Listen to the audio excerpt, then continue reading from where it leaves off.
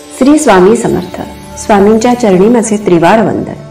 आपण ऐकत आहोत श्रीमती सुनंदाताईंच्या लेखणीतून साकारलेले स्वामींचे बोल या पुस्तकातील त्रिपुटी कर्मातील योग साधना हा भाग.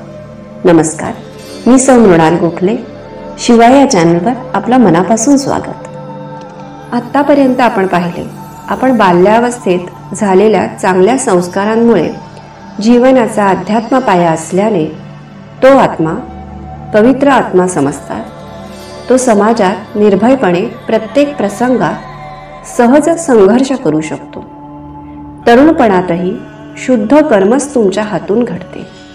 ही सत्कर्मे तुम्हाला म्हातारपणी जगणे सोपे करतात. क्षय जे कर्म नाहीसे होते ते, अक्षय जे कर्म चिरकाल टिकते ते, आणि विक्षय जे क्षय न होता विश्वापर्यंत जाते ते. आता आपण क्षय, अक्षय आणि विक्षय या त्रिपुटी कर्मांचा अर्थ समजून घेणार आहोत. क्षय हे नाहीसे होणारे कर्म आहे. आपण जीवनात जे काही सत्कर्म करू त्या कर्माला जर भगवंताचा स्पर्श नसेल तर ते कर्म क्षय होऊन बसते. व जे सत्कर्म आपण करतो त्या कर्मावर आपली पूर्ण निष्ठा व परमेश्वरावरील श्रद्धा असली तरच ते कर्म टिकून राहते व विक्षयापर्यंत पोहोचते.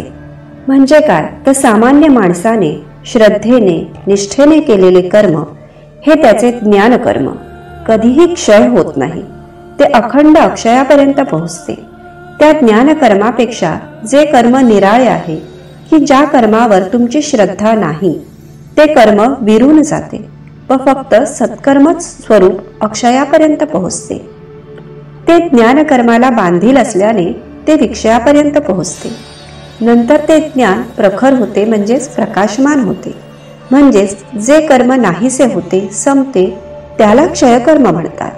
ज्याप्रमाणे फक्त पावसाळ्यात तयार झालेल्या नद्या नाले वाहतात, परंतु सूर्याच्या प्रखर तेजाने त्यातील पाणी उष्णतेने आटून जाते. कारण त्या पाण्याला खोली नसते, म्हणून त्या आटून जातात. तसेच मनुष्य जीवाच्या कर्मांचे आहे.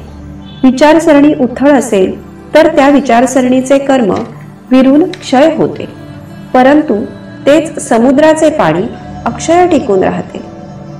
तो समुद्र अथांग खूप खोल असतो, म्हणून टिकून राहतो. तसेच चांगल्या विचारसरणीचे कर्म अक्षय टिकून राहते. कुठल्याही स्थितीला तो समुद्र स्थिर राहतो तसंच. आणि मग नंतर ते कर्म विक्षयापर्यंत जाते. ते कसे?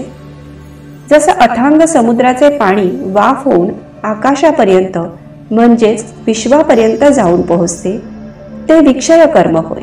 ते नाश होत नाही, ते वाफेच्या रूपाने हलके होते. तसेच मनुष्याचे सुद्धा साधनेने व प्राणायामाच्या सहाय्याने निघालेले कर्म हलके फुलके होते, ते अक्षय टिकून राहते. थोडक्यात मनुष्य म्हणून तुम्ही कसे आहात, तुमची वृत्ती, तुमचे कर्म यावर तुमच्या विचारांचे, ज्ञानाचे आणि त्यानुसार तुमच्या हातून घडलेली कर्मे तुमच्या पुढचा प्रवास सुखकर करतात आणि इतरांनाही मार्गदर्शक ठरतात. कायमच तुमच्या नंतरही तुमच्या सत्कर्मांचा प्रवास कुठल्या ना कुठल्या रूपाने सुरू असतो सतत.